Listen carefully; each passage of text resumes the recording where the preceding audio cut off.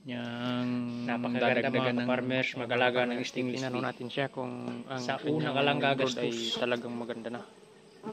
Ang bibili mo lang Ayan. colony, tapos yung mga box, Pulot mga ka-farmers. wala ka nang Ayan intindi. sila. Magtitinda ka na ng honey, may mga product ka na nanggaling sa Dami ng pulot mga ka-farmers.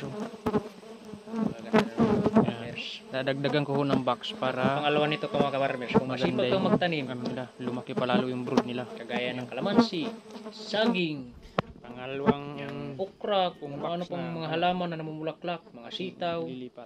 andyan sila. Sila mismo yung magpupulinate no ating mga pananim.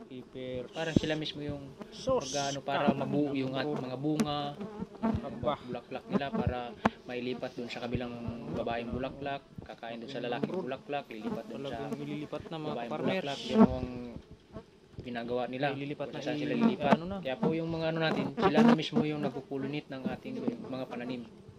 Kaya kung ikaw po ay karpinterong farmers, mag-alaga ka na ng stainless steel. Lagyan na lang natin mga Napakagandang alagaan. Minsan ka lang gagastos.